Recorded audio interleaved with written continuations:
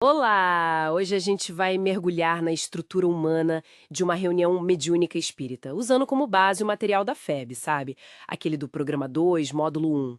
A ideia é entender direitinho quem são as pessoas ali no plano físico e o que cada uma faz. Então, vamos lá.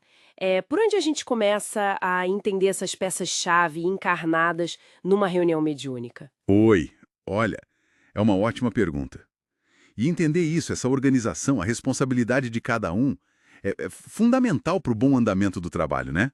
Não é só seguir regra, é criar um ambiente seguro, produtivo mesmo para a comunicação e para o auxílio. A seriedade toda depende muito disso. Entendi. O material começa falando do dirigente. Ele seria o responsável aqui na Terra, né? Mas o que isso significa na prática? Como é essa função? Implica uma liderança, mas equilibrada. Ele preside, orienta como as coisas vão andar. Mas veja bem, a chave é coordenar sem impor nada.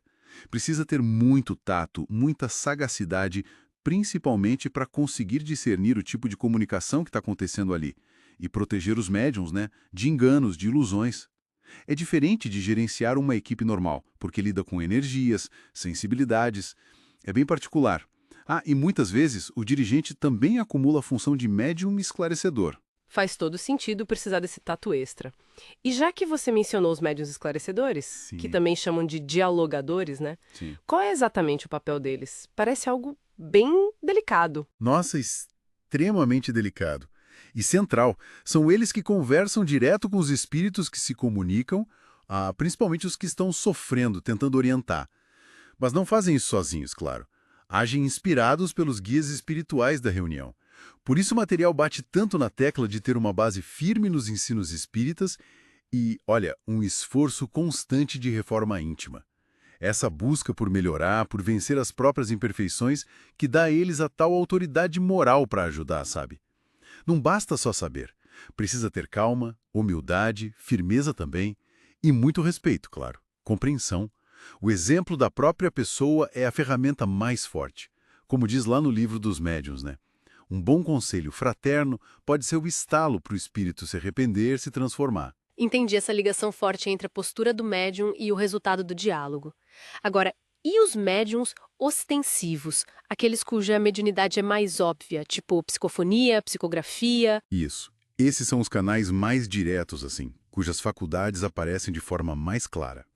Para eles, as recomendações do material focam muito em integrar a mediunidade com a vida, com os princípios espíritas fora da reunião. Tipo, ir a palestra, se envolver em trabalho social, fazer o evangelho no lar. E um ponto, assim, crucial. Exercer a tarefa com total desinteresse. Simplicidade, amor, sabe? Recusar qualquer tipo de pagamento, benefício material ou pessoal. A mediunidade é vista como um serviço, um compromisso. E dentro da reunião em si, imagino que existam cuidados específicos, certo? O material fala em evitar algumas manifestações, tipo respiração ofegante, gritos. Seriam as manifestações anímicas. Exatamente. O animismo, aquilo que vem da própria alma, do psiquismo do médium e não direto do espírito comunicante. A orientação é buscar um equilíbrio, sabe? Evitar exageros que podem ser mais da pessoa do que da entidade.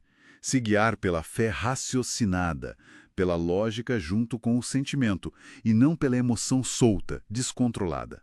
Outra coisa importante, não ficar tentando chamar espírito X ou Y por vontade própria. A reunião tem um rumo espiritual definido. Disciplina e equilíbrio parecem ser as palavras aqui. O que me leva a pensar, quem mais ajuda a manter essa harmonia toda? Tem a tal equipe de apoio ou sustentação? Nossa, fundamental. Muitas vezes silencioso, mas essencial. O fascinante aqui é a função dupla que eles têm. Primeiro, aplicar passes magnéticos, se for preciso.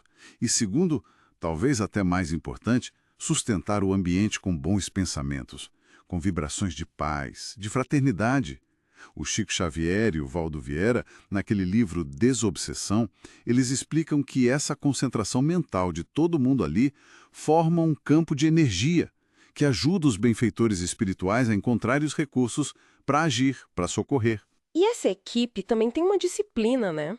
O material menciona alimentação, preparo e tem uma observação interessante sobre quem pode fazer o quê. Diz que médiuns esclarecedores podem dar passe, mas não podem ser médiuns de psicofania ao mesmo tempo. Por que isso? É uma questão de prudência, de proteção mesmo. O médium esclarecedor precisa estar com a mente clara, equilibrado, para poder dialogar, analisar, orientar. Se ele atuasse também como psicofônico ao mesmo tempo, poderia ficar muito exposto às vibrações mais densas dos espíritos com quem está conversando, sabe? Isso poderia atrapalhar a capacidade dele de ajudar. Já o passe é uma doação de energia. Não interfere da mesma forma nesse processo mental do diálogo. A estrutura toda visa proteger todo mundo ali. E entendi a lógica, faz sentido. Para fechar, o material ainda fala de visitantes ocasionais. Pelo que entendi, não é uma política de portas abertas, né? Não, de jeito nenhum. A presença de visitantes é bem restrita. Precisa ter um objetivo claro, útil, seja para o trabalho em si ou para o visitante. E quem avalia isso é o dirigente. Além disso, a pessoa que visita precisa ter alguma experiência para entender o que está acontecendo e não atrapalhar o ambiente com curiosidade ou, sei lá, despreparo. E sempre poucas pessoas. Muita gente pode mudar o clima vibratório, dispersar as energias. O Xavier e Vieira até sugerem que essa participação não passe de umas 3 ou 4 reuniões, para não virar rotina e manter o foco do grupo. Então, juntando tudo isso, o que a gente vê é uma estrutura bem organizada, né? Com funções que dependem uma da outra. Desde quem dirige até quem dá o suporte energético e os eventuais observadores. Cada um com seu papel bem definido para o todo funcionar. Exatamente. Se a gente conecta isso ao quadro geral, fica muito claro a seriedade, a disciplina que um trabalho desses exige. Não é algo feito de qualquer jeito no improviso. A harmonia, a eficácia da reunião dependem diretamente do comprometimento de cada um ali na Terra com a sua função e da sintonia entre eles, e claro, com a equipe espiritual. E isso até deixa a gente pensando, né? Como será que essa colaboração, essa parceria entre a equipe encarnada e os amigos espirituais se fortalece e se aprofunda quando cada um se dedica a fazer bem a sua parte, com responsabilidade e amor? Fica aí para a gente refletir.